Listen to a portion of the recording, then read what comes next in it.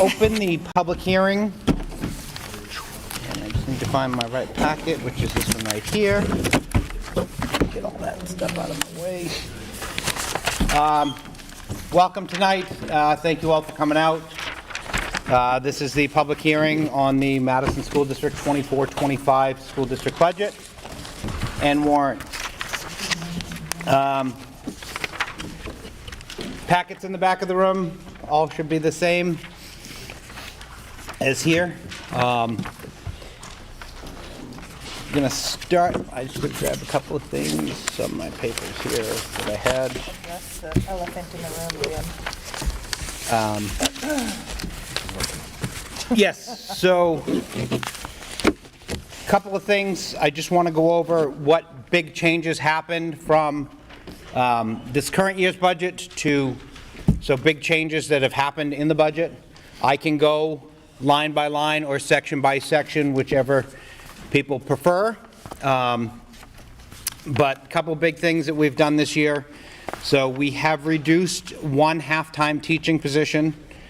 We have reduced one full-time paraprofessional position.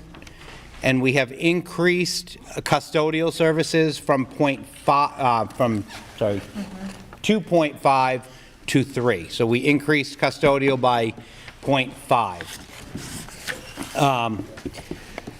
So I'm going to go through a little bit some of our savings and where we're at. So we've had some major savings in the area of special education this year, out of district tuition to the tune of $599,000. So there was a fairly substantial savings in special education out of district tuition. So wages in total are increased by $43,880. And that is, most of that is based on the changes from the collective bargaining agreement, which was approved 2 years ago now? It's about 2 years, I think. Yes. Your FICA is up about $3,000, so your salary-related benefits. Your health insurance and health insurance stipends are up about $41,000. Your New Hampshire retirement system is up about $6,300. Life insurance is up about $1,400. That's life insurance, workers' comp, and what's UC, Heather? Unemployment. Unemployment compensation. SAU 9, that is our tuition to the middle school and high school, is down by $49,000. Our supplies and materials throughout the budget in different areas is increased by $3,500. Our transportation contract is, Heather, is this right? Up $174,000? Yeah, so there's regular transportation that's up the contract amount of 6%-ish, and then special ed transportation. So regular ed transportation is up about 6% based on the contract, and then our special ed transportation, because we saw a lot of the savings in the out-of-district tuition, so our total overall transportation is up $178,000. Right, because the out-of-district is up 159. Correct. Out-of-district is up $159,000 of that increase. Out-of-district, special ed transportation. Building repairs has an increase of $20,000. Fuel has a decrease of $19,569. We've added into the building repairs an additional $50,000 for the playground equipment. Food service transfer has been decreased by $14,000. So total overall, it's about a $319,901 savings in our budget right now. Plus the changes we've made. Yep.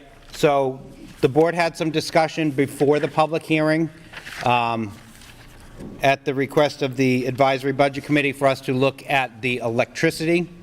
There's potentially about a $12,000 savings that we can put in for the electricity. So a decrease of $12,000 under the electricity line.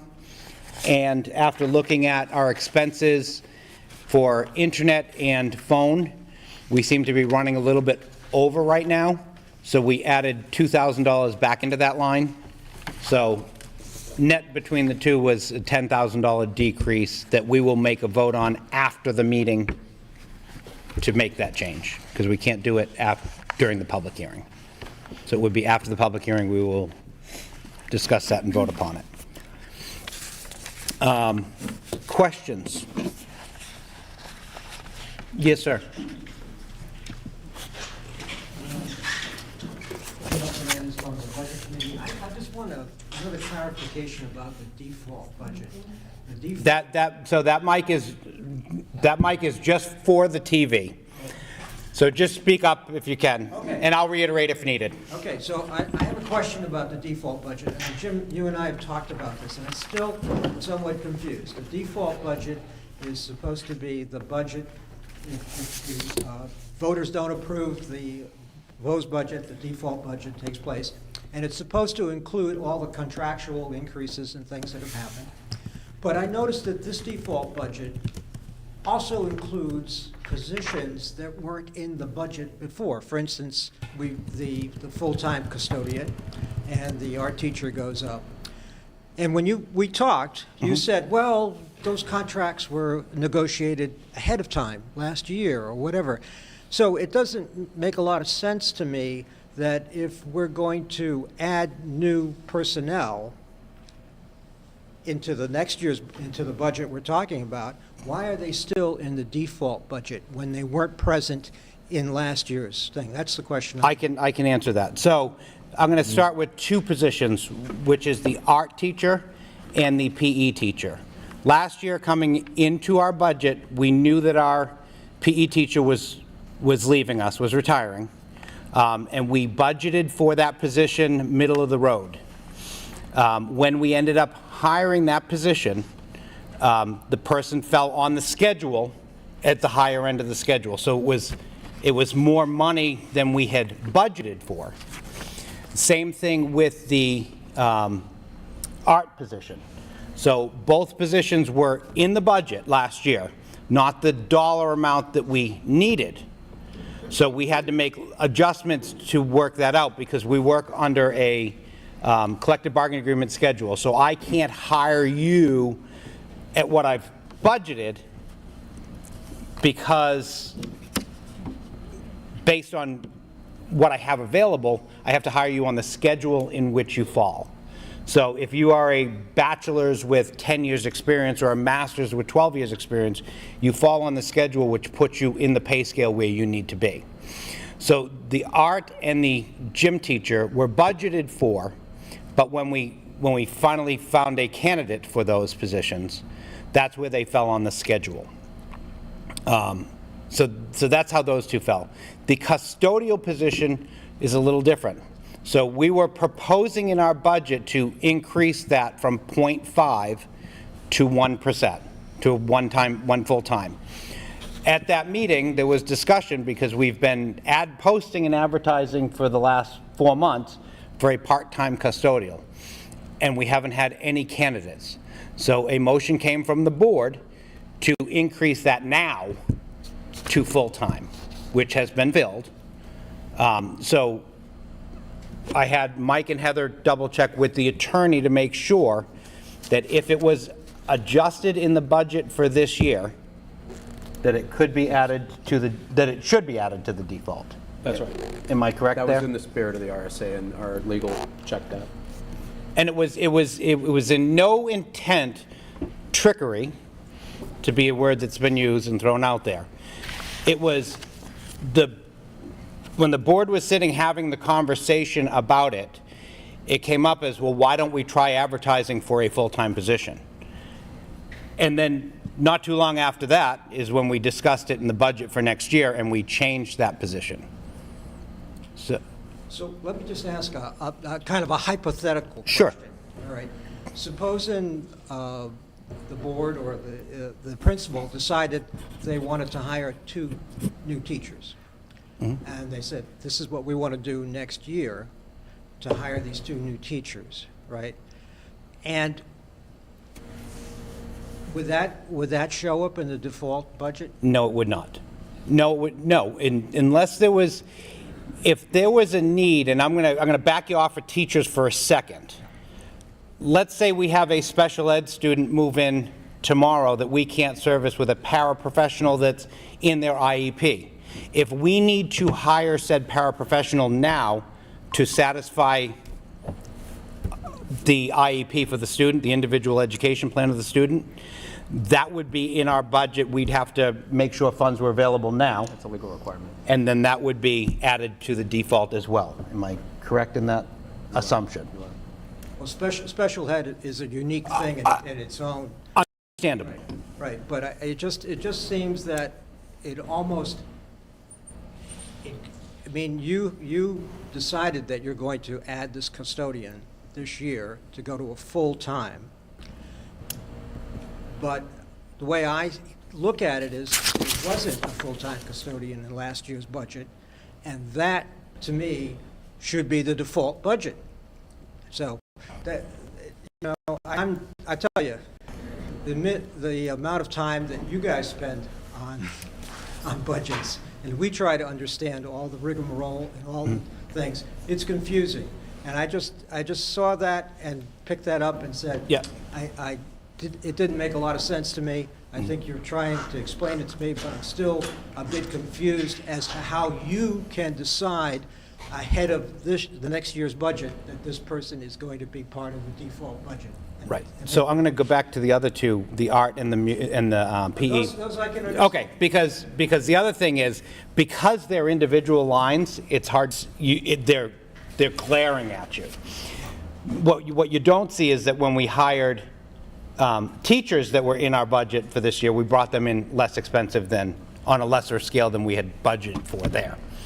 But yes, Mike, go ahead. I think the other important piece to mention is that it's not a new position. The position's hours were redefined, so the position is not new. The full-time Custodian. custodian was new, right? So he's saying that the hours were redefined Right. from half-time to full-time. Correct.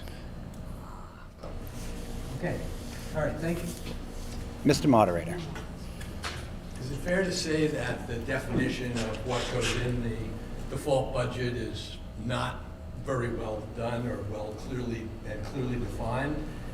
And is it obviously enough of a question that going to the attorney, as you folks did, you felt was necessary? Because in fact you have changed the staffing by 1/2 of the full-time equivalent. And it sounded like there was another one as well that you were referring to. No, just the half-time. When you went through the changes to the budget, wasn't there another one? So there were two, so the art and Forget PE, those. yep. That No, makes sense. that's. There were One decreases. teacher. There were per para. decreases, a .5 the- teacher and a 1 point of. No. Correct. 1 FTE para. But to change the staffing by a 0.5 full-time equivalent is something that I think the town has every reason to question. And it's not something that I think is clearly defined, and I wouldn't want the town or the school meeting to think that was okay without recognizing that's at least a controversial interpretation by your attorney, because I think there are other attorneys that would undoubtedly challenge that interpretation.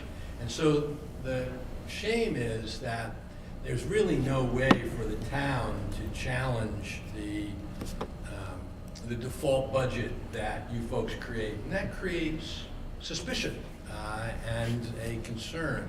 So I would ask you to drill down on that a little bit. You have changed the staffing by 0.5 full-time equivalent and said, okay, I'm adding a half-time employee, which is what you're doing, to the budget, and I'm claiming that's part of the default, that that's okay, that that's just a continuation of contractual obligations or required services. And boy, I don't think it is. So there you go. Thank you. Others? You mentioned in talking about the hiring practices that you budgeted at mid, say, take a salary range. Yes. You budgeted at mid-range. how successful has that been in the last, say, 5 years that you've hired within that range or below that range? And does it make sense then to take a look at how you're calculating those budgets going forward and be budgeting, or at least looking at budgeting and proposing a budget that's more the 75% range? Because if you're in a budget, we, the town, approve that budget, and now you have to exceed it because you can't find anybody Within who's the- satisfactory that's within that scale, then it's really a meaningless scale to a certain extent. What is, Mike? Usually masters plus 5, I think, is. But what is, I think what Sharon's question is, what is our success been at hitting within that line? Or do we start budgeting at 75% rather than mid-range? To be more realistic. Like, we hired 3 teachers, classroom teachers this year. One was well below, one was probably spot on, and one maybe just pretty close, like with 7 years experience instead of 5. So I say it's been pretty close, except you have those, outliers that show up. Like, when we hired special ed, it was, much different than what we had anticipated. But I'd say for the most part, it hasn't been that. It's hard when you get into the specialty areas, and maybe that's the place to look at for budgeting, because you don't have just anybody that's willing to do a part-time PE position or a part-time art, position. Those are really hard to fill when they're part-time. So it may be looking at, those kind of positions to see.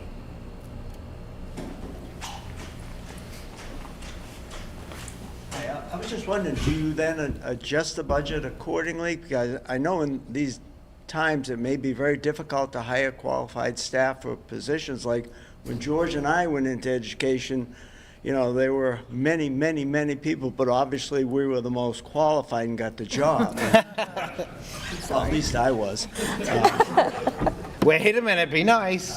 Sorry. So Okay, fair enough. does the budget regress back if you say go mid-range, whatever number you pick, does it regress back and that money's then no longer available? So we do. We're stuck with the bottom line budget. Whatever's approved is approved that we can spend. So then we have to adjust those lines to make up that difference. So we can't overspend what's budgeted. So then we have to take from other places to make sure that we're covering that staffing. And staffing was hard. I had 1 applicant for the PE position. Thankfully, he's phenomenal. 1 qualified applicant for art. Again, she's phenomenal. Very thankful for that. But it has been hard for the past few years to find qualified candidates to teach, or to be a paraprofessional, or to be a custodian. Like, those positions are hard to fill. And I don't think our salary scale is that off, really. We redid it. The hourly positions are significantly low, especially if you're starting out. So that's really hard to hire someone for $14 to come and work with kids that might hit, bite, yell, scream, all that kind of stuff. Look at that So. again, that's for sure. Right, and that's collective bargaining, which would then Right. become a warrant article to approve for whatever term that is at that time. Questions, thoughts, concerns? Does anybody want me to dive in deeper in any given sections?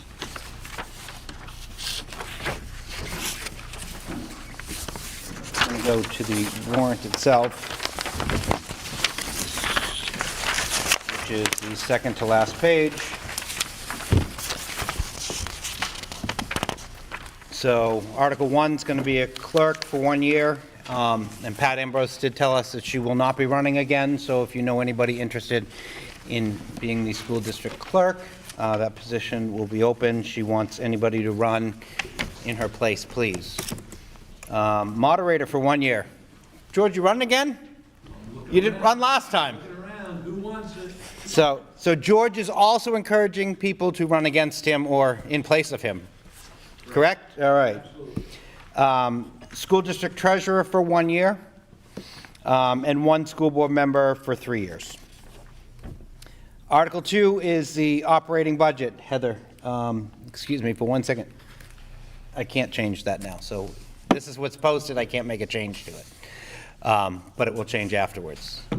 So. Just to be clear, it would be changed by $10,000? And my question was going to be about the default, because I believe the default is going to go down by $12,000, And the operating budget will go down by $10,000 because I can't increase for the telephone.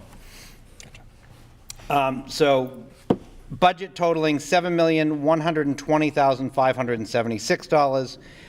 Shall that be defeated, the default budget should be $7,032,176, which is the same as last year's with certain adjustments. So we've just discussed that. Any other questions while I'm still on the operating budget?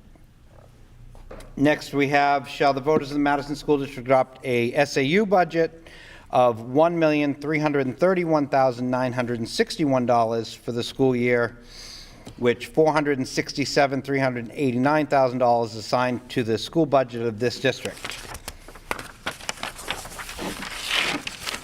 This year's adjusted budget of $1,055,505 with a default, with $369,725 assigned to this school district's budget. There's a roughly $250,000 increase in here. The largest portion of that is for SAU-wide preschool. Mike's going to take a minute here to kind of bring that to the informational piece as to why we're looking that direction. Sure. So I'm going to talk a little bit about our proposed preschool program. I'm going to give you a mile-high vision of this. We're also hosting an informational night on January 29th at 6 o'clock. That's really going to dig in further. I'll have my Director of Student Services with me as well, and we'll have probably more like a half-hour, 45-minute presentation. So yes, Jim is correct. We have about a 25% increase in the SAU budget. The SAU budget was actually down 1%, and then we knew that we needed to do something about early intervention with our students. We haven't had a preschool program in place in SAU 13 for some time. I believe the last year it was 2020, which we had 6 students enrolled. It's last year in operation. At that point it was housed in Freedom, and it was more or less controlled by the Freedom School District, not under the umbrella of SAU 13. So by moving a program forward to SAU 13, part of the logic is to have a little more control and stability as something that would be governed by the SAU body. What we've done is we met with a committee of about 14 individuals, ranging from administration to teachers to parents, to talk about a vision for an SAU preschool. The model that we're proposing is an integrated model, which would allow for 49% of our students to be required to be special ed and 51% to be typical peers. Our current challenges that's kind of set the table for revisiting preschool has been our increased identification, students coming in with lower skills. We've seen behavior, we've seen academics, increased placements, and the model that is currently in play is not working. I'm just going to call it out. It's not working. We have students that are attending over 9 different programs across the valley. We are responsible for educating students through special ed services, through occupational therapy, through speech, OT, and to have the travel time needed to have these people pulled from their building, it's just not efficient. It's not efficient in regards to delivery of instruction and education, and it's not effective financially. Part of my job is to look towards the future, and I don't believe our current model is sustainable. I think that we're going to be paying a lot more in the future, and by identifying our students and be able to keep them in-house, not only do we get a better look at our students as they come in, we know what's in the pipeline. Right now, we don't know much in the pipeline. We can better plan for the future. We can educate students. We can reduce referrals and create more opportunities. And I believe in this $250,000, which is a large amount of money, I'm going to call that out, that some of that's initial startup cost, because we know we need to have a program off the ground. In that budget, we have a teacher, a para. There's some, and I'll go through this more specifically at our preschool presentation, but happy to field questions. There's going to be some infrastructure that we need to work on to have appropriate classroom for these students, playground facilities, and the model that we're proposing is here in Madison. So by having a program two, there'll be some potential revenue for Madison School District as well. We are going to, again, talk more about that at our informational night. So looking at from a budget perspective, we've created a budget that believe that will get us where we need to be. We're in the process now where we're speaking to the public. We've done some other initiatives where we've put positions in the SAU budget, such as our BCBA position, which was contracted out, and by bringing that in-house, we saved $20,000. Again, I'm going to be very upfront and transparent. Is there going to be a savings in year one? I don't believe so, but I believe in the future, 100%, we're going to see some serious savings and be able to educate our students to a higher degree and use our staff more effectively. Mike, can you talk about how much is allocated in Madison's budget? Get down to brass right now? tacks. Sure, Yep. You got it. So currently, well, I should say last year, as a full year in play, Madison spent $88,000 on preschool expenses. The apportionment based on the $250,000 that Madison would be in year one, which I do think is going to be a higher year because of startup costs, is $96,000. Excuse me, I spoke out of school. It's $88,000. I was looking at a different district. It's $88,000. So last year we spent 88. This year Yeah. And there is money in our current operating budget for the out-of-district tuition for the preschool students. Because they're 3- and 4-year-olds, correct? That's right. If they're already in a placement, there's a potential that the parents may wish for them to stay in said placement, so we would still be responsible for that as well in a transition. But the nice thing about that is because it's only 2 years, we would capture most of the Right.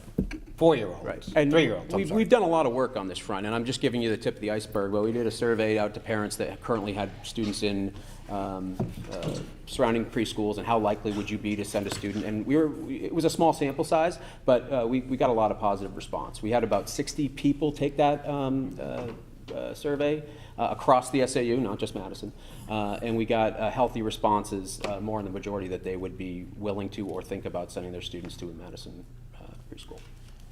I think the other piece, so you talked 49% is students that are identified. Yes. 51% is Typical peer. typical peers, which is revenue, because they would be paying for that. Yes, thank you for calling that out.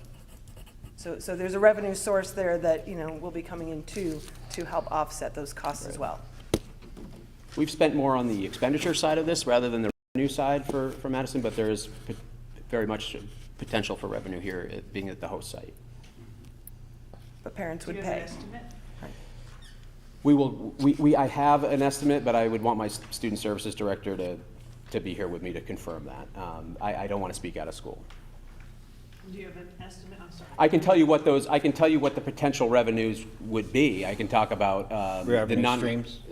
Say that again. Streams of revenue. Yeah, the streams of revenue would be our non-identified students. We're talking about before, after school care as a possibility, potential options for transportation for regular ed students, and then those Medicaid services for speech language, OT, and those pieces. And also that the model that we're proposing is to have our students exposed to RTI services and unified arts.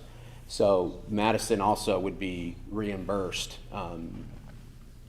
based on the students that they were servicing. We want to have a model where all students have access to unified arts at the preschool level. So there would be some revenue coming in from there. But I'll work on dialing that in. I think that's a great question.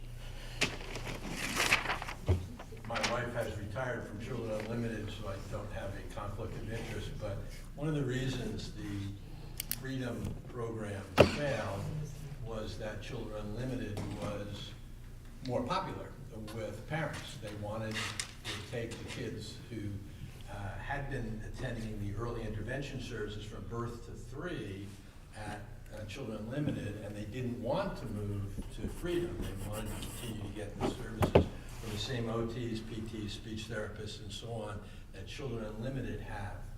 And you've done a survey, which I think is a good thing to do, but number one, so do you have any good reason to believe this is likely to be different, and do you have any problem with the acceptance currently of the services of Children Unlimited, which I don't know anything about, number one? And the second question is, the the program at Freedom was inherently more expensive because of the union membership of the faculty members and staff members in the program there. Children Unlimited basically is able to hire people for somewhat less, not an enormous amount less, than the school district is, and doesn't have to pay, for example, the medical insurance at the same level and so on. So those would be two questions. It did fail before. Feels like, you know, you should have a good reason why you're trying to start it up again, since it's not a matter of saving money. I can speak for Madison preschool students. So we currently have 8 that are identified. It is very challenging to get placements in preschools. Children Unlimited is full. There's a waiting list. They're great, but there's only a couple of games in town that and they're drawing from everywhere in the valley, and so that's really hard. So that's one of the pieces. I've sat in on IEP meetings for preschool parents who, you know, are struggling to get services. So we have some that come here to get speech services because they're not able to get it other places. So there is a need in the valley. There's a need for quality preschool. There's a need for a preschool with services. There are just so few of them. I think we have, for Madison kids, there are 3, but there are waiting lists for so many. Negotiate at all to expand the services at Children Unlimited or in another location that it already exists? I can unofficially speak that I know that Children Unlimited is struggling with staffing as well. There's a staffing shortage everywhere, and so it's a real challenge to staff that as well. I know people that work there or have left, and so it is just hard right now. And some of those services we're helping to supply at Children's Unlimited. We're sending our own people over there, and I appreciate the feedback, George. One of the other pieces I heard about why the preschool program wasn't successful also is because Freedom tends to be off the beaten path, so to speak, and by having something more centralized for all 3 districts, that has been an appealing piece for our parents. Sharon? So I have a question. I mean, this $250,000 to start this program is written into your budget. That's correct. But there's no, that I could tell, no warrant article that's asking the townspeople whether or not they even want to participate in this. I get that the SAU did a kind of an unofficial survey of about 60 participants. Half of them said that they would participate. But when you're talking about creating something and putting it into a budget so that it's now kind of recurring, I think that the townspeople would have liked to have a say as to whether or not they want to invest in that. Do I think that they would say yes? There's a pretty good argument for the fact that there's some sort of a preschool program, but to say that this is, for this year, this is your only choice, is either the $88,000 goes into the SAU's budget line to pay for this, or we stick with what we currently have that we know isn't working. But we haven't proposed a warrant article to do that. So the SAU budget warrant article is so It's in the default, SAU. basically, it's in the SAU's warrant article. So basically, a default would be more of a sign of, no, we don't want that. Right, and then, I'm sorry, one last real quick question. Have you done what's your expected enrollment? And is there a break-even cost analysis that you've done that if we only get 8 Madison kids, and now we've invested $250,000, this isn't gonna work, we need to have 40 kids. We need to have 40 students, 20 of each 3-year-olds, 24-year-olds kind of thing. Will that analysis be Yeah, presented? we've talked about that. We're expecting somewhere around the area of 20 students, depending if we get them. And we can max out at essentially 24. Okay, I'm a math person. Sure. To use sort of words that say, we've anticipated, or it doesn't help me understand that here's the grassroots. We did this analysis. At 10, we don't break even. At 12, we barely break even. At 15, we're going to be on the positive side. Sure, by and so some of that much. depends on which students attend. And I don't want When to. you say which students, you mean Identified 49 to student, 51? correct. Okay, well, then do the analysis based on that, and then high and low.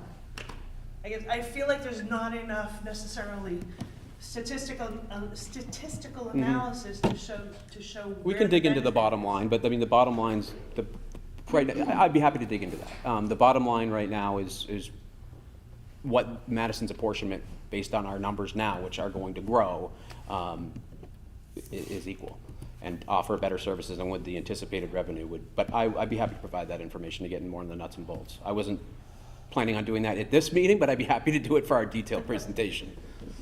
That's fine. Absolutely. Is there a plan B if it doesn't pass all 3 towns? Status quo. So, Stick with what we got. right, basically, it's in our operating budget for said students now. So the known students right now is in our operating budget. It's the same as we had to do 2 years ago when we put in for the BCBA, the Behavioral Board Certified Behavioral Analyst, thank you. We had to leave the money in our budget to hire the outside company until it passed at the SAU. Because we couldn't take it out of our budget to add it there. With that not passing, then our students would be without services. It's the same model you did for technology too. You had money in our budget for Yes. technology services, and we went with the tech director, we left it in, but knowing that it was going to be moved Correct. there. We had to wait for that one. So that is Plan B. What happens if the existing Madison children who are using the money that you have in your budget decide that they don't want to go there? Are we going to be paying for it at the? So at least in the interim, yes. And there's nothing required, and to be upfront and honest, we cannot dictate that a student that is identified attend our preschool. But we're going to have, I know we're going to have an outstanding program where students are going to want to attend this preschool. Depending on what the Madison students do, you either kind of get some money, or I should say, you don't spend some money in the budget that you anticipate, or that you have in the budget to spend. Correct. But you could also end up spending the Madison money you do have in the budget and also contributing to the other program. That is correct. Just trying to make it very Yes, clear. yes, absolutely. because And you can't do it because it depends on what the parents want to do with their children. Right. that is correct. But that would be for about a year or thereabouts, right? I mean, Right, because it's 2 years worth of And education. you got to start it somehow. That's right. Correct. Okay, just want to make sure we understood. Can we use the public microphone for the sound reasons for the video if someone is speaking? Yes. Thank you. Who was, somebody else had the hand. Wow, nobody wants to talk now. Good job. Any other questions, thoughts, or concerns? And I think Mike has some numbers to put together. Yes, my mile-high view turned into maybe a half-mile view, but that's our, we'll get, I appreciate the questions. I want 50 Yeah, foot. You got it. Sharon wants 25. One. All right. Any other questions related to the SAU? And that would be a total vote of Madison, Tamworth, and Freedom. Combined. And it has to be majority. Either way. Article 4, to see if the school district will vote to raise and appropriate the sum of $30,000 to be replaced in the previously established special education capital reserve. This warrant article sounds a little different than it has in the past, and it only sounds different because the attorneys looked over it and ours was way too wordy before, but it has the exact same intent. This is for the special ed capital reserve account. The same ones that looked at Article 2? What's that? That's the same attorney that looked at Article 2. Yeah, Article 2 is prescribed by RSA. Oh, okay. Yes. A lot of words. Article 5, to see if the Madison School District will vote to raise and appropriate the sum of $50,000 to be placed in the previously established Building Capital Reserve Fund.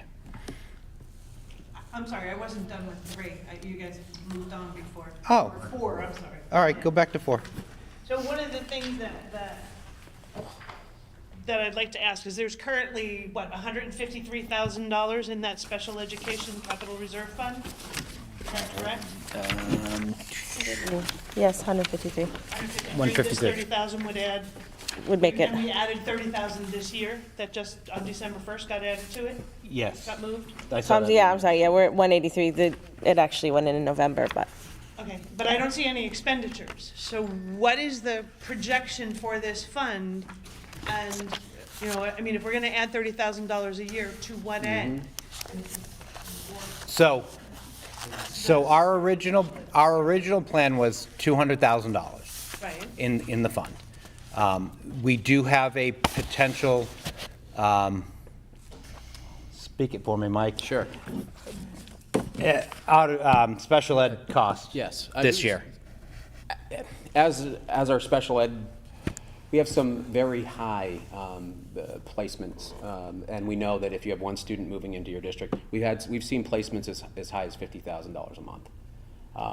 And to get to a number, I mean, we've talked about this because we don't want to just be stockpiling money unless we need it, but we also don't want to be in a position where we're vulnerable and can't, meet our obligations. So somewhere in the neighborhood, it sounds like a lot, but $300,000 is probably right around. But we may be tapping, this is where I was. We may have a need this Getting budget. for, I see where you're going with it. Yes, we are maybe in a position, depending on what our fund balance looks like, that we may need to dip into that. So is there an opportunity then, when you're writing this warrant article, to put in what the current balance is, to show people, because I'm adding $30,000 to what? As the average voter, I'm looking at a warrant article that says, I'm gonna add $30,000 to this balance, but I'm adding $30,000 to, so I see what you're saying, have the current Fund total. balance. Has to, as of a date, though. Right, as of Static, a number, whatever. December 31. No, for just the reason you said, it's a moving target, but the school district and the town have been very good about it, making sure they could come up with the number as of that day, so that they, when you present and put the article on the floor and we begin discussing it, you have that number available. But it's not really practical to put it in, I don't think, ahead of time, because it's changing. And in our annual packet every year, those numbers are listed of how much is in each capital reserve account. People frequently ask. Yes, yep, and we generally have it on hand. and they should ask Yep. how much is in Just it. rather than having them ask, I should put the phone.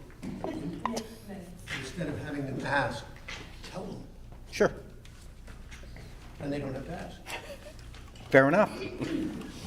Will do. I'm going to pause for a moment. We good to go move?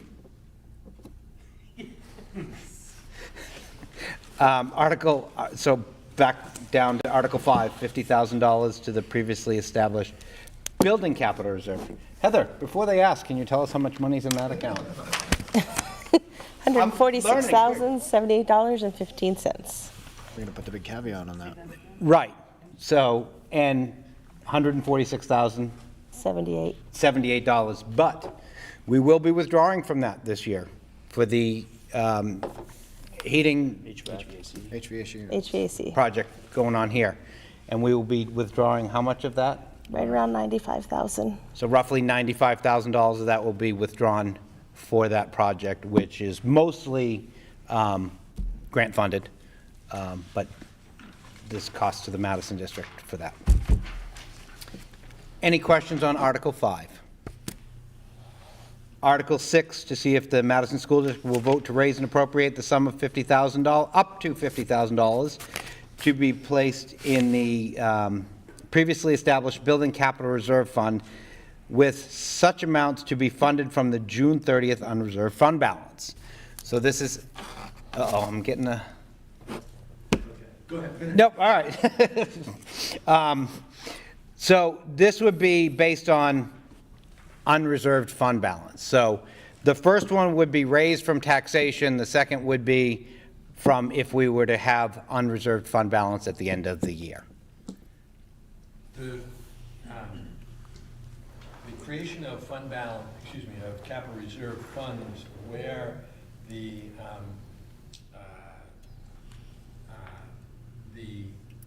town, previously, to create a second fund, which this appears to do, seems odd to me. No, this would fund the same account. Right. So if both of these were to pass, it would fund up to $100,000. So the question for the attorney would be, why? Frequently, we have articles that simply say to raise and appropriate $100,000, of which $50,000 comes out of Unreserved fund. balance. So they're just, that's normally the way it's been done. In fact, I can never remember seeing two separate articles funding the same. Because we've done this a lot of years Oh, in yeah. the So in the this- past. This is unusual to divide it up. No, we've done it this way. No. I'd say 2 years ago and before that, we've done it. Maybe I am thinking primarily of the town as opposed to the school district, but yeah, no, you're pretty much guaranteed to get more questions this way, but up to you. Right. Yep. And I think you're likely to get people to, sorry, I'm loud enough, to approve one and disapprove the other, whereas if you specify that it's $100,000, $50,000 of which comes from the taxation of the people, and the other 50,000 comes from the unreserved fund balance, presuming we have an Unreserved fund, correct. balance. Yes. So I think I agree with George that having, besides, less articles is better to a certain extent. Yep. Less that they have to argue through. Perfect. So can I ask George a question? If we were to change that procedurally, would we have to hold another public hearing? I don't think so. So it would basically be removing, say, Article 6 and adding verbiage to Article 5? Yes. Could that be done at the deliberative session? Or would that change the intent of the warrant article? If we did it at the deliberative session, we would blow a half an hour, but. Yes. Which I want to protect. What you would do at the deliberative session would be to modify Article 5 the way you wanted it, with 100,000 and 50 coming from unreserved, and then Article 6, you would have to zero it out, which would leave an odd-looking article on the warrant when people voted by ballot. So if you had a traditional school district meeting, it'd be easy, you could just do it there. Right. But it would be a clumsy way to do it, I think. So we could do it prior to without having to hold up. You could check with your attorney, but I don't see why you couldn't. That's the purpose of this hearing, is to modify the warrant as you see fit based on the feedback you're hearing. Okay, I had Ned and then Anna. And once again, why do you want so much money? You need to explain a little bit of what your future needs are going to be that justify setting money aside. Sure. So, Can I ask my clarifying question? yes, you can. Is that okay? Go ahead as I'm grabbing. Just Yeah. for clarification, so if Article 5 and Article 6 were merged, and let's say that becomes Article 5A, if Article 5A was not approved by the town at the town meeting, does that then mean that there's nothing? Yes. Yes. Okay, thank you. So that's why maybe we That's should what I keep wanted it to separate. clarify. So just combine it? Yes. I know that, but you need Okay. to read it. I understand. So the school has a working capital improvement plan. In said working capital improvement plan, which is on the school's website and been in the board packets, it lists out what is needed on any given year moving across. So looking at this for the 24 year, planned withdrawals of $115,000, which is Heather or Sherwood, which is this year, correct? This year, yes. So, yeah. And then, so in the 25 year, anticipated withdrawals of $22,700 and $577,000, $55,000 the following year, $110,000 after that. And so it carries out to the 2030. So it's basically carried out 7 years in total, withdrawing $377,000. This lists out everything, including but not limited to our heating systems, the roofs, which were done, which are projected out for a longer period of time, the walk-in coolers, the paving of the driveway lining and striping, the water systems, the septic systems, the security cameras and security systems in the building, the floorings as you move down the hallways, in and through the classrooms, are the items that are listed in here. So on any given year they move, based on the money that's available is what we decide we can do or not do, based on if this is funded or not. Yes, sir? If I look at something like roof, and it's 7219 each year, the first row of roof, Yes. does that mean we're spending 7219 each year, or we're putting aside in the reserve 7219? Putting aside in the reserve 7219 per year, Okay. to get to a projected cost of $180,000 for that roof. In 2043. Yes, ma'am. 20-year life. So there's a escalation factor, which is down on the bottom, Bottom left. bottom left. So Heather had kind of changed this a little bit for us, because everything was at 3%, right, Heather? Everything was at 3%, and that was really, I don't know if I can say inflating the longer-term items, but it's certainly 3% every year for 25 years made a really huge change from the last, either the last replacement cost or the last quote that was received.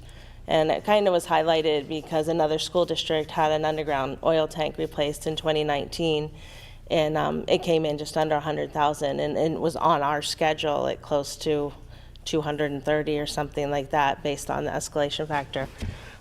So I kind of made a range for I think I did 1 to 5, and then 6 to 10, and then over 10.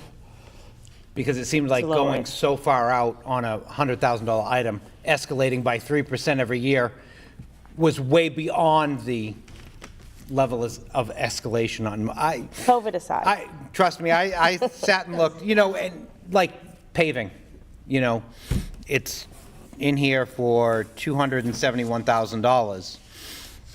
If we had factored that at 3% over 20 years, you're looking at probably $450,000, where it didn't seem realistic. As we get closer to said projects, I think readjusting those and readjusting the base number that we have to work from. But looking at that longer term, it took our escalations down, took a couple $100,000 out of the overall plan. I'm sorry. That's fine. Heather, can I ask you directly, so if I look at 25, 26, and I look at that column, is the sum of that column of numbers the $45,000 at the bottom? No, it's 100. No. So, if we're looking at expenditures, the 7219 is not an expenditure. 7219 for a roof row is the amount you want to set aside. I get that, but wouldn't you want to then have the sum of all of the amounts you want to set aside, so that we can see what the total amount to be added to the capital reserve is, and then use that as you see fit? And so the number across the bottom, if it were the sum of the columns, would be the amount to be added to the capital reserve each year. And if you had a bumpy year, then you'd smooth it out. You'd make a better number so that you'd have a more consistent number going across. I'm confused. I did work on a version of that. It was sticker shock. So If it's true. it was for me as well. I mean, I live in Madison. You were so terrific at Echo, is you never told me the truth about it. So I went back to this. It's something I say that it's a plan in progress. I had carried those down and said, okay, this is absolutely what we spend every year, but it does kind of go like this. So. But if people saw that pattern over a series of years, and it was 30,000 and 112,000 and 20,000 and 70,000, then the justification for 50,000 a year or 30,000 a year or 80,000 ought to kind of jump out at you Yeah. as to what So this kind of takes it from the planned yearly withdrawals, that one column that says, oh, we need 115 this year, but we only need 22 the next year. And then we even it out by saying 50,000 every year, and that 50,000 might change to 70 or drop to 40. This only goes out 7 years, and it still doesn't fit on the paper well. But it's something that I will continue to work on.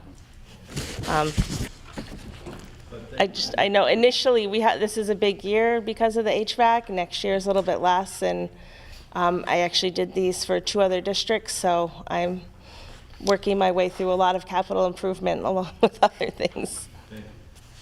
I do have a question about the recommended warrant article for the building. It shows the $50,000 each year, but this doesn't show the other $50,000 that you're going to use from the unexpended fund balance. No, so that would be added in at 100,000 on in one of those yellow lines. Right, That- so for the year 2025, right? Rather than 50,000, that It would should be. say Say 100. $100,000 with perhaps an asterisk next to it that says 50K of this comes from the unexpended fund balance. I mean, I think in order to accurately represent those numbers, There's 2 things that happened. Initially, this was much lower, and one of the board members, the balances were much lower before we had the final number for the HVAC project. And a board member was concerned, we actually had a capital reserve balance that was down closer to 20,000. So that's where the discussion came of having the second article to increase that. And then since then, it was last week or so, we got the final numbers on the HVAC. And it's just been a scramble to try to get everything in place. But I mean, that's something I definitely can add with the explanation for the annual packet, because this is included in that, in the annual report. I think it more accurately represents the flow and then the expectations. Well, the only thing about that is that if we don't have a surplus, then you don't get the extra 50. So, I mean, it's, because that's contingent. It's almost, that number for the 24-25 year would have to almost be put in here the day after the vote. You know, whether it's 50 or if we had, or at, I guess, at the end of June 30, to say we have 25,000 we could use, so we'd have 75. Because I'm hearing that you also think you might have a special education. That is correct. Extra expense. What do you think is the likelihood that you are going to have a surplus at the end of the year at this point in the year? Of 50,000, I don't feel likely that we'd have So it doesn't feel likely that we will have $50,000 of an unreserved of an fund balance. unreserved fund balance. As a pure guess at this point in the, Based on spending so far and what's encumbered and what I expect the increase of the special ed to be. so when we put this in for the other 50 as the unreserved fund balance, it was prior to us knowing about said special ed need. So it's kind of, and something could change tomorrow or the day after the deliberative session that means we need more and we need less. And that's what's really hard about trying to get all these numbers in check. In essence, what you're saying is, if we have a surplus, it's better that we put it into this fund than giving it back to the taxpayers. Because we just have to ask you for more the The following, correct. Thank you. That's in essence what you're saying. Yes. Which is fine. I'm happy. Just might have to say it. Yes, I will. Thank you. All right, going to move on. Any other questions here? So we need to have some discussion after about if we want to merge the two or keep them as separate warrant articles. Article 7, to see if the Madison School District will vote to establish the Madison Corner Schoolhouse Capital Reserve Fund and to raise and appropriate the sum of $50,000 to be placed in this fund. Further, to name the Madison School Board as agents to expend from said fund. So, this is for the Madison Corner Schoolhouse out front. It is in dire need of repair. There's a committee in place working on raising money to restore and refurbish the building. We have not met as of yet since our last board meeting, but the anticipated number of refurbishing is $400,000. The number that I originally received to demolish the building was somewhere in the tune of up to $100,000. I've heard numbers a little bit less than that currently. And that is because there is a lead leaking issue, seepage issue into the soil, so the whole building would have to be demolished, everything pulled out, disposed of based on the lead protocols. So we looked at that and said, okay, $100,000, it obviously, if we were to refurbish the building, it's not gonna happen next year, so we would put the warrant article for $50,000 up 2 years in a row.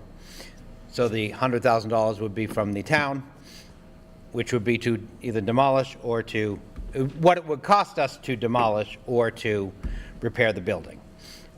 The other money, say $300,000, would be raised from fundraising and/or grant funding.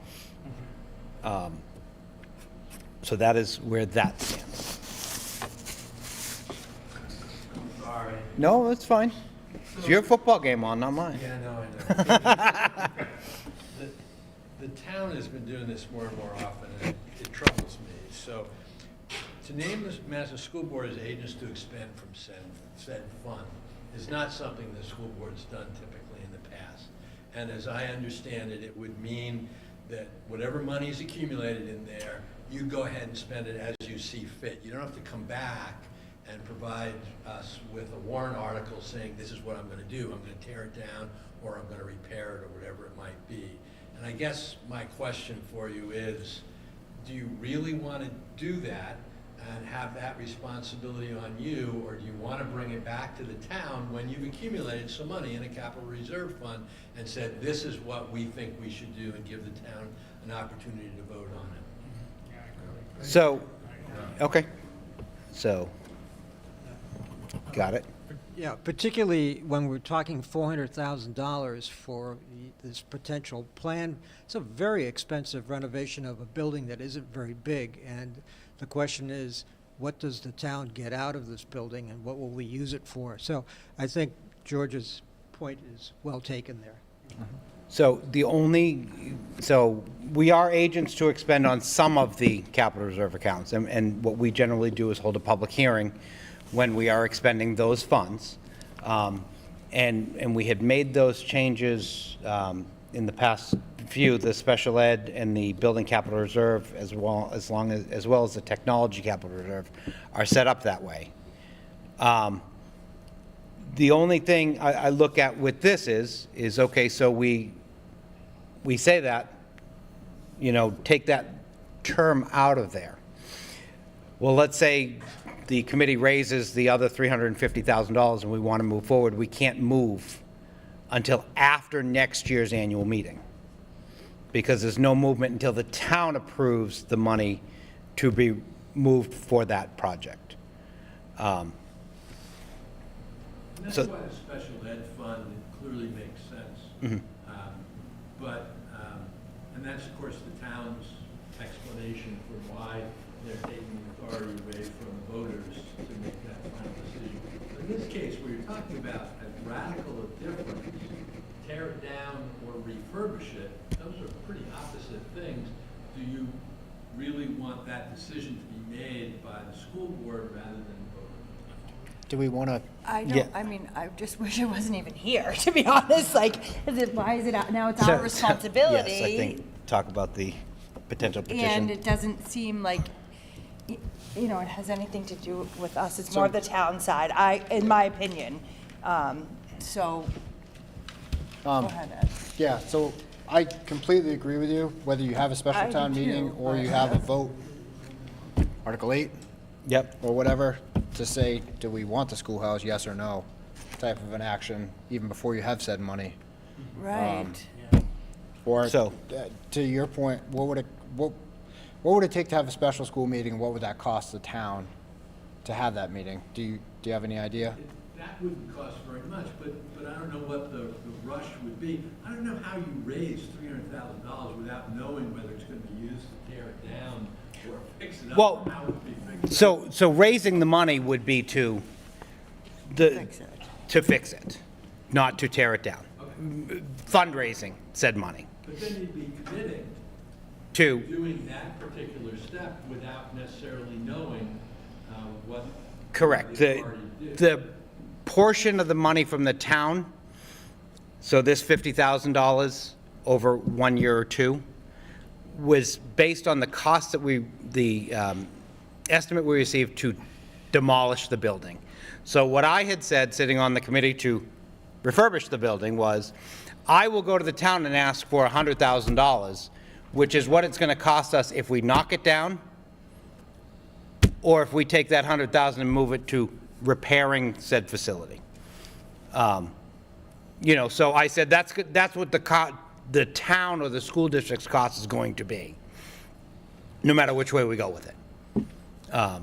And then if they can raise another $300,000 to make it work. While you're waiting for this, what is the condition of the roof? In other words, is the building going to further deteriorate while you're waiting? Yes. How long can you wait before it deteriorates too much? Right.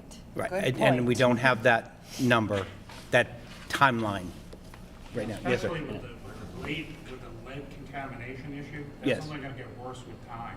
Correct. Right now, you really don't have the budget or a plan to move forward, Correct. raising all this money. Yeah. Could And, you add a warrant article to ask that question? yes, we could, so I'm just going to jump here. So, but if you didn't have the petition. No, I know, the I know. school board could- That's my question. We're going there. Give me a second. Let me ask you one thing, is the roof good? Is the structure? Yes. It doesn't leak. The roof is not leaking currently. That's the big thing, because it wouldn't cost much to put a new roof on it if you had to wait for time. But you don't need to do that. You can wait a little bit without the building rotting. Correct. So, yes. No, it just seems, the critical thing to address is the lead. That's our major concern. I agree. Yes. And it's on the school property, there's kids out there. And there's a fence that we've already approved, a fence to go up around it. What would it cost to at least address that concern, why funds are being raised to restore whatever? So we'd have to tear up all around the building. It's the contamination. It's less than 5 feet from the building. So the seepage has not gone out past 5 feet of the building. Well, it has, but it's not to the high levels of risk. So the risk levels are in that, I thought it was the first 10 feet from the drip edge. But- Yeah. Is it just removing the soil and restoring? I think it's going down pretty deep. Right, and the to- problem is the How? lead's where- on the where is building, Where's so the it's- well for the school, that type of thing? Is there any risk of The contamination? well for the school is out back. Okay, so there's no risk of, So that's a high. That is correct. And we do have our water tested. Yeah. no, it just seems, that seems, we need to address the lead contamination. Yes, and I think that's what's brought this all to the forefront in this given year. And it's across the street as well, I mean, What's that? it's across the street as well, it's not just the well here, it's the well of the people. Well, Right, of the neighbors, the watershed. Yeah. Yep. So there is a petition warrant article that I received today that does not have enough signatures as of yet. And that article is to instruct the Madison School District to declare the building known as the Madison Corner Schoolhouse as surplus and follow through with removal of the building from the Madison School District property, either through demolition or sale to include lead abatement from the area. So I think this goes to the discussion of tear it down or keep it.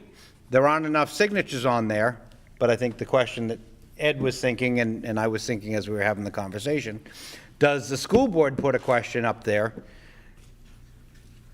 And how would we write it to, I think that Two. warrant article says it well, that if you sign that, it will go to the voters. Do you keep it or do you not keep it? To me, if you keep it, you have to fix it. Right. right, Yeah, that's, Are you keeping it for historical significance, or is there a purpose for it in the education of the young people? Because it would mostly be for historical significance. It is on the, so it could be used for a meeting room, it could be used for functions. it does not have a lot of use as an educational piece for the school. It's neat. But it is on the, it is on the Interesting, national but- and the state historical registry. When does that warrant article due? Tomorrow? Yes, ma'am.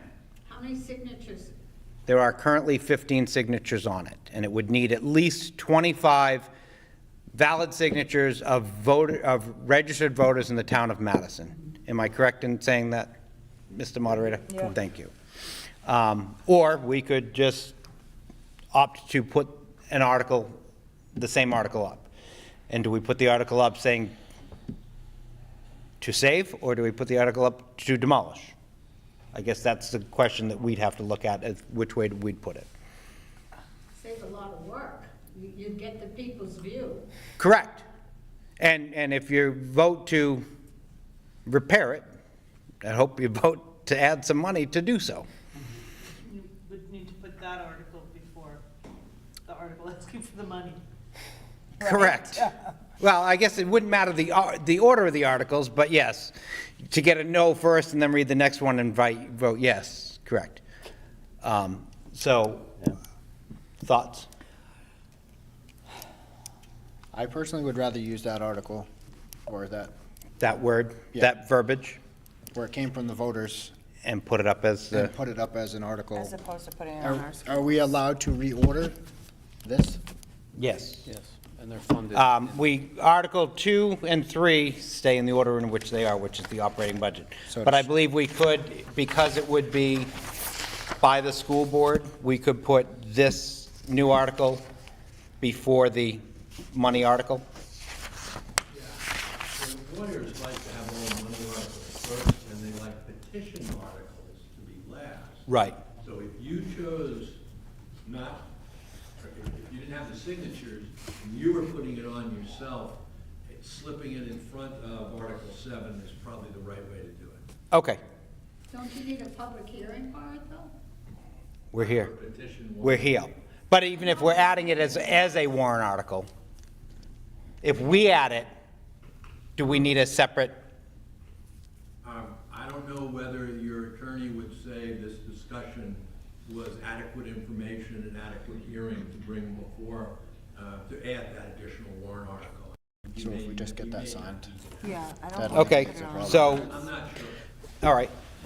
George, can the amounts be put into the article, or is it another one of these wonderful things where it's there and nobody knows what the hell it means?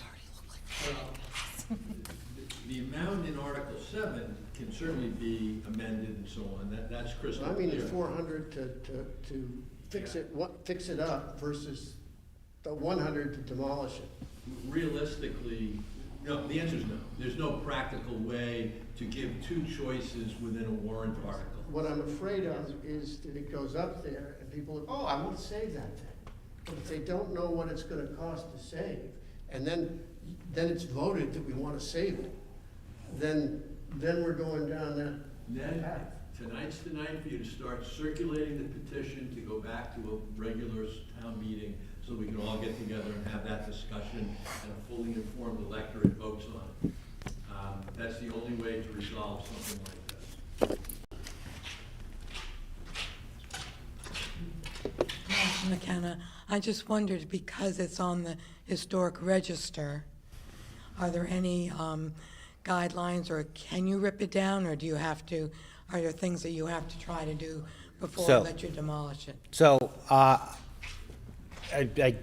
think you've questioned me on this, but the answer I have received was that the Madison School District owns the building. We can tear it down. If it were to be in a historical district, so a downtown district, historical district of Dover, on the registry with everything else in said district, then we could not. But being that the Madison School District owns the building and it is on the is on the school district property, we could tear the building down, yes. Is that, Doug? Yeah. I know you had questions on that. Yes, that's correct. Okay. Now, you could transfer the ownership of the building to the town, and have them move it off the property. Then that puts the onus on the town. Let's just do that. Right, well, but no, but that it have to, then you're talking a lot more to move it off the property. You don't have to move it up the road. Give that little But I think, to the town. but I understand that. I think it then becomes usage. I'm not in favor of that. Because then it becomes somebody using on the property, maybe when school's in session, and it creates a security Right. issue.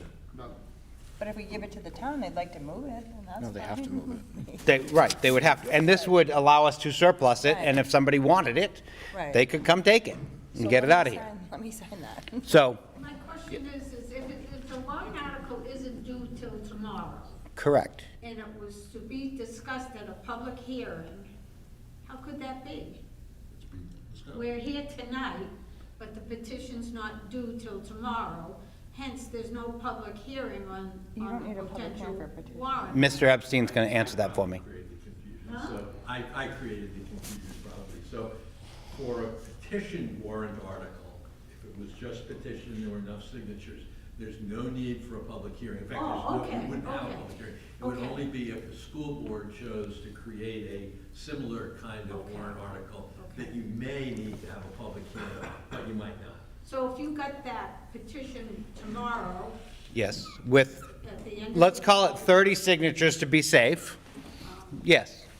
Then that would get printed on the warrant to go to the deliberative is session. that something this board would endorse?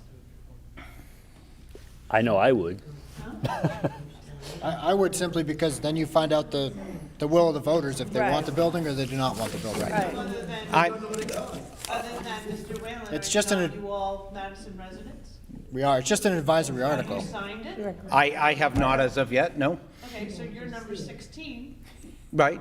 I have signed it. Okay. 17, 18, up to 30. And so let me be clear and state my position here. I am for saving the building. I think historically, I'm for saving that building. But I'm also for allowing the question to happen. So will I sign it, Sharon? Yes, I will. Okay. I will too. I'll come up and sign it. I mean, at least then it gets on the ballot and the voters have. The voters can make the discuss it decision. At town meeting, and then we can decide. And Wow, did you just- Jim, can you read that? Yes, sir, I will.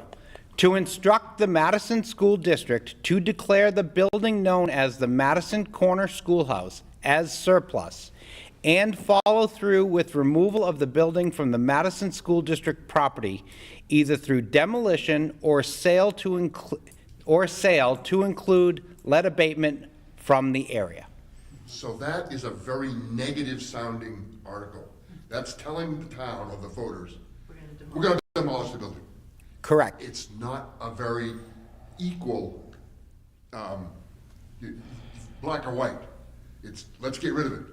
Right. My suggestion is, my own personal opinion is, that should not be on the warrant article. That should not be on the town. An article should be there that says, To save the building. to save the building.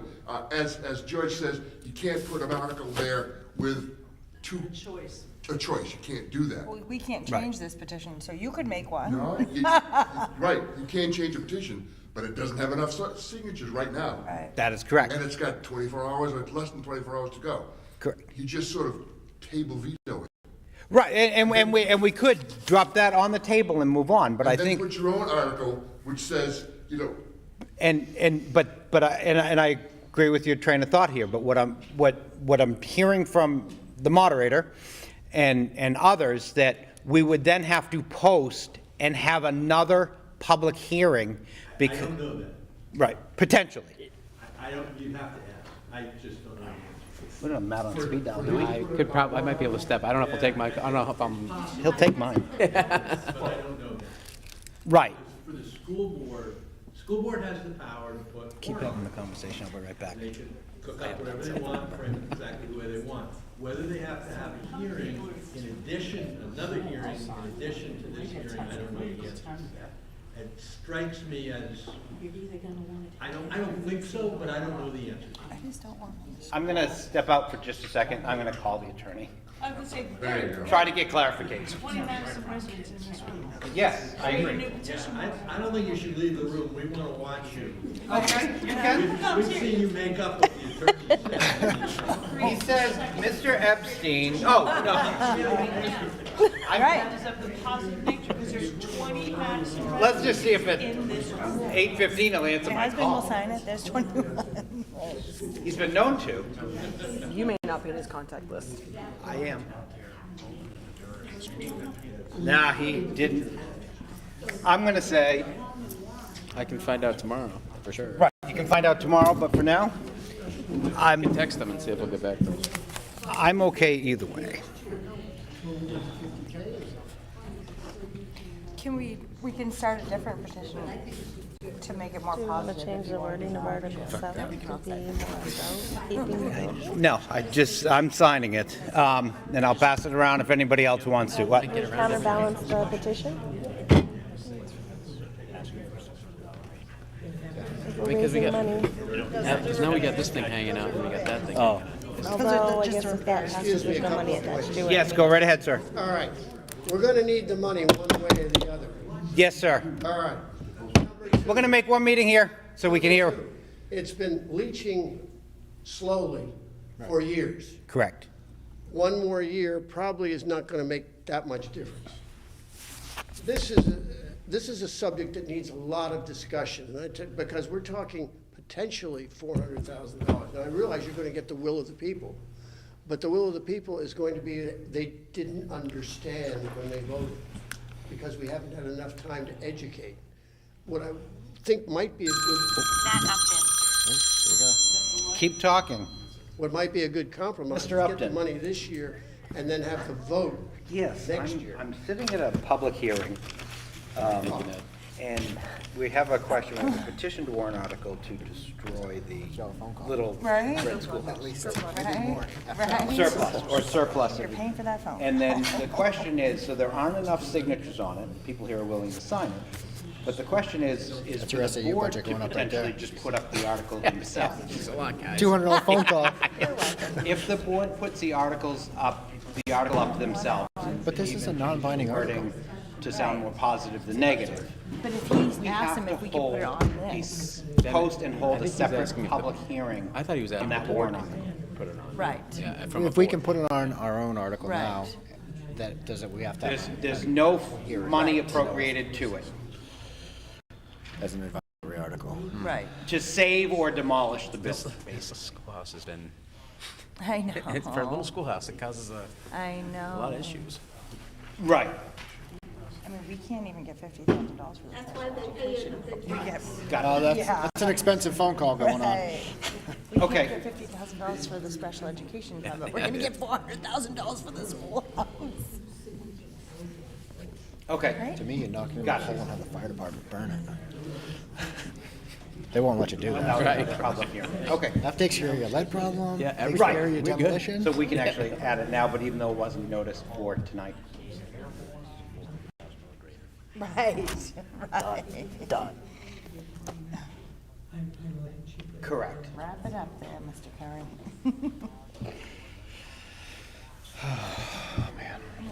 I'm going That was noticed. Not leaving. Correct. It's only 8:23. You're fine. You could pee in this cup. It's a big one. You can't go. Okay, so, We still have a quorum. We're good. so by way of the Oh, not petition. right now, because we got one guy on the Without- phone and the other one's peeing. Susan looks But like it she's still tired has of another TV. day that it could get the necessary. Susan looks like she's tired of the TV. Okay. Check, got a jack. Seems like a good time to check. Got it. Okay. I would love to put together. Thank you, sir. To get rid of fucking. Appreciate it. I So will. his first, I'll do it. I'll do it. what's that? Nothing. Keep going. Okay. His first instinct was to say you don't need it special because there's no money tied to it. Kind of backed up a little bit on me and said you're better off with the petition warrant article, and minor textual changes could be made to that at the deliberative session as long as the intent was not changed. That sounds right. So he said they still have 24 hours, they still have by the 9th to submit that. So therefore, getting the signatures by the 9th would at least get it on Get it into the discussion and opportunity to amend it at the. deliberative session. Deliberative. Yeah. Correct. Where's the petition? Right here. But the intent is to destroy the building. And he said, so I asked him which way would be better to write it. He said the better way to write it would be to demolish, because it is very straightforward, that if you vote not to demolish it, you're voting to save it. He said if you write it to save it, it could be, yes, we're going to save it, but At what cost? we want to have a kumbaya moment to do that. So, told you he'd call me back. With all due respect, Yeah. you could also have written your own, put it on the warrant, and thrown this in the garbage. Correct. Without having a public hearing. So that was helpful. Right. So, my guess is by the time we leave here tonight, we'll have our signatures that are needed on that warrant article. I will get it submitted over to the supervisors of the checklist to verify. Other questions? One signature here that Eleanor Jones, I believe she just passed, so. Eleanor, She did? when? There was a different Eleanor that I, passed. There was a different Eleanor that was in the paper that passed. There was someone named Eleanor in the paper that passed, but it wasn't Eleanor Jones. no. It's not our Eleanor. No, that's what I was thinking you were thinking. Yeah, that's, okay. Not Eleanor Jones. That is, they will verify, I just hate to see it be short one signature. yes. So, that is all I have. Any other business to be conducted here at the public hearing?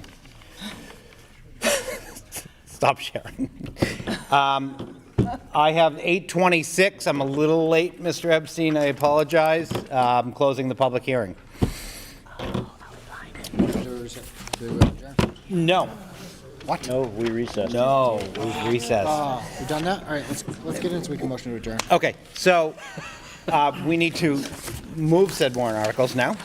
Said articles. I don't think that we should get rid of them, like one of them. I mean, we have a. Do what? Okay, let's go one by one. So we have the school district to vote and raise and appropriate the sum of, Heather, do you have a new number for me there?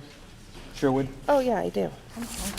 It's the first one, the proposed budget, 110, Thank you guys for all your 576. hard work. Thank you, So- that was nice. Thank We you don't for, know the half of it. thank you for saying Thank that. you. That was nice. So the proposed operating budget would You be can make them stop. $7,110,576 with the changes we made to the electrical and telephone. Didn't we move the money? Yes, yep, and then the default budget would be, 7,020,176. So down 12,000. Yeah. A full 12,000. $7,020,176. Yes. I will take a motion to approve. Motion by Ed, second by Jeremy. All in favor? Aye. Any opposed or abstaining? Okay, so the board recommends that Yep. for, I know, that's such a bummer. yes. Can you call her? Nope. She had the option to call in. I don't, I know, but if, We have a quorum. we have a quorum, and then we can move on, and she can answer that at the deliberative session. Maybe. Let's go. Yeah. Article 3, shall the voters, this is the SAU of $1,331,961. $467,389 is assigned to the school budget of this district. I will take a motion. Oop, what do you got? Would it be 401? Or we have a board member who's not in attendance? 4-0. 0. Because she's not here. Would it be It would be an abstention, yes. Thank you. Yep. So we're on the Article 3. Yep. Really? It wouldn't just be 400? I don't think it counts as an right, she didn't abstention. abstain, she's not even here. Right, I don't think it counts as an abstention. I think you So, support it as 400. Pat, before you record that as either an abstention or a I'm just curious. just a like no number there. Can you Yeah. verify that with Matt in the morning? I'm not calling him back at this time of night. It's not a $200 question. Right, no. SAU, as it's written, I'll take a motion to approve. Motion by Jeremy, second. Or motion to recommend, second. By Sarah. Any other discussion? I need the apportionment number, I didn't get that. 467389. Okay, thank you. And all in favor? Aye. Opposed? One. One opposed? Three recommend, one opposed, yes. Opposed. Ed? That guy. It's okay, I'm just not ready, not yet. That's fine. Too fast. You have your. Do you want to explain that I haven't now, or do you want to changed wait it. for the celebrities? Okay. That's what I did. All right. Article, Not yet. Article 4, to see if the school district will raise and appropriate the sum of $30,000. Do the rest of 3, and I have a change to it. The default for the SAU? Oh, yeah? Oh, okay, because our recommendation goes before that. Right. Oh, okay. Sorry. So is there a change to the Yeah, default? 369725 is 369275. I just don't want to. 275, so there was just a Typo. I can't. typo. It saved us $475. Something like that. yeah. Thank you. You're welcome. Change a number. The default budget, Yeah. what's allocated to this district is $362,275. 369. 369,275. 75, yeah. 369,275. 867-5309. No. All right, Article 4. I'm not reading these anymore. Article 4 Sorry, it's late. is the Special Ed Capital Reserve. Motion to recommend. Motion by Ed, second by Jeremy. All in favor? Aye. 4 in favor, Pat. $50,000 for the building capital reserve To raise through taxation. through taxation. Ed, and second by Jeremy. Any other discussion? Did we want to add? Write that on there So hold on. Did we want to, should we write what on there? to exactly like through taxation. No, that's what to raise and appropriate Right, but is. people, I don't know. I want to, I personally don't agree with him. I want to leave them separate. I wanna leave them Sorry, he separate. doesn't- I agree. I want to leave leave them them separate. separate. Anna had a good point there. Because they are two different, because 100,000, the It's an other way intimidating number. is absolutely. Because if they're So, not going to read 2 articles, why are they going to read one with a bigger number? They're just going to say, Right. no, I don't want it. And, Correct. like, and in the past, we've passed the, The funding one Right. from unreserved. From unreserved. Not the taxation. And we're going to ask for $400,000 to fix the schoolhouse, but we're not going to get $50,000 for the. we're not going to ask for I'm just 400,000. saying. Where did that petition warrant article go? Janet has. Okay, Janet has it. All right. So, Marcia has a different petition warrant article. You have oh, both? okay, all right. I'm not worried about that right now. I'll get back to that. Oh, she has. Oh, okay. So, I have a motion and a second for the building capital reserve. Yes. All in favor? Yes. Aye, yes, 4. Building capital reserve from unreserved fund balance, Yes. Article 6. Yes. Motion by Sarah, second by Ed. All in favor? Yes. Yes. Yes. Recommend. Article 7, $50,000 for the Schoolhouse capital. schoolhouse capital reserve. And we're going to leave it as is for right now. I think that is the best, to leave it. Can we transfer agency of that fund after? If we need to? I don't want to be responsible for expending the funds. Well, it's not, see, so if we, and here's how it was explained before. Let's say the other article passes that is to demolish or surplus the building. Sure. If we need to spend $25,000 this year to clean up the property, when all is said and done, demolishing, cleaning up, whatever it takes, Okay. we would have to wait a full year until next year's town vote for them Okay. to approve All us right. spending the money. Okay. So that's why what we've done is board as agents to expend, and then we generally hold a public hearing Okay. and have people And hear so us this and is say, what we're we're spending $25,000 to abate, clean up, fill, and take care of the property. Okay. And it is school property, so, That is correct. all right, I'm good. So motion to recommend. Pick one, Pat. We're all good. Ed and Jeremy. Pat was like, who? All in favor? Aye. 4, carries. We're good, and we don't put a stamp on the petition warrant article because there's no money on it. Okay.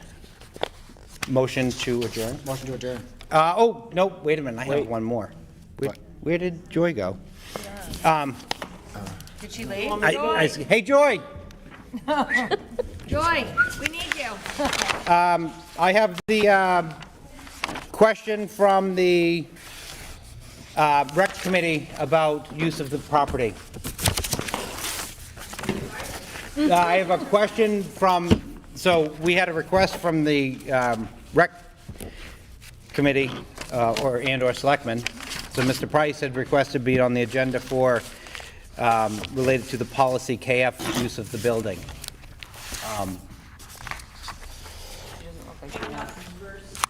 Okay. So I think the concern is when the school is closed for inclement weather, tough driving conditions, weather-related, was looking, I believe, looking for use of the building on said days. If the weather changed. If the weather changed at 1 o'clock in the afternoon, I think the way our policy reads is that if the school is deemed closed, it is deemed closed. I'm more inclined to stay with that track because it adds a level of liability and/or, let's say it snows and we get 14 inches in the morning and there's no school. The town crew knows that they don't have to plow my building until later in the day because no one's coming or going. I think it adds level there, and it also adds, if Ken doesn't make it in because the weather's bad and doesn't do the walkways, does that put us under liability if somebody slips and falls on the walkway? So the decision is, do I become the microphone? Yes, please. Thanks, Joy. Joy Gray. Sorry, I put you on the spot here. No problem. Currently, the decision to open or close is made by the superintendent for the entire district, for SAU 13, or is it's not school by school, right? School by school. It is school by school? Yes. Okay.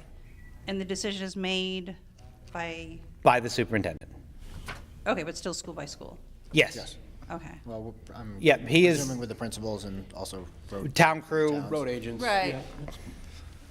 Okay. In conjunction with the superintendent up in SAU 9 as well, based on the road conditions and/or other. And the reason I say it's school by school, if we have no heat, he's going to call no school that day.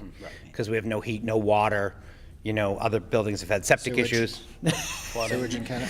Yeah, that's a shitty Right, so situation. if the school is closed, then basically it's not up for use for other. Is how our policy currently Right. reads. So then Adam's question was what? That I'm trying to catch up to speed here. I'm sorry. I'm going to ask him much questions.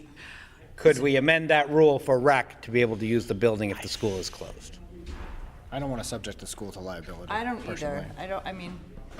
Well, I think Obviously, what it's you have is close you have a for a citizen request, and she's not the citizen requesting it. So you're Got putting it. her on the spot in a situation that she's not familiar with, so. And I said I didn't want to do that, I just, No, because, I'm asking questions, so I guess yes. everyone can figure out what we're Yes. talking about.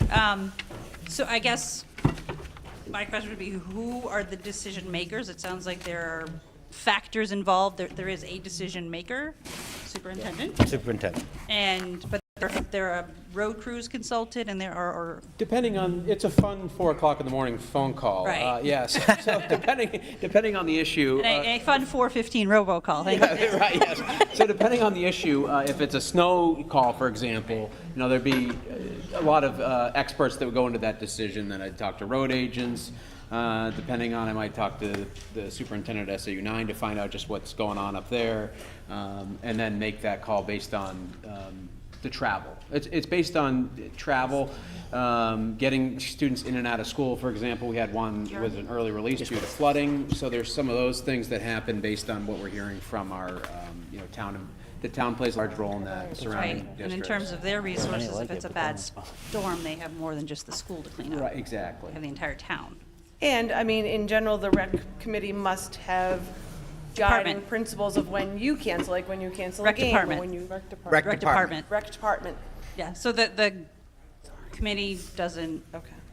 have any.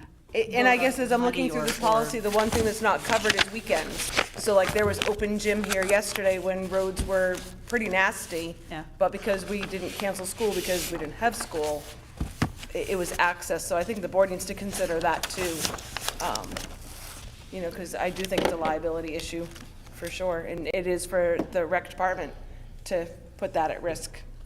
Just throwing it out there. Yeah, does the facilities use form discuss it at all? Discuss this school closings or anything? I don't. No, I would have to go look. There's a school policy I filled them out, about but I it. couldn't tell you if that's on it or not. So I didn't know if that was someplace to document a decision. I don't know. Is that,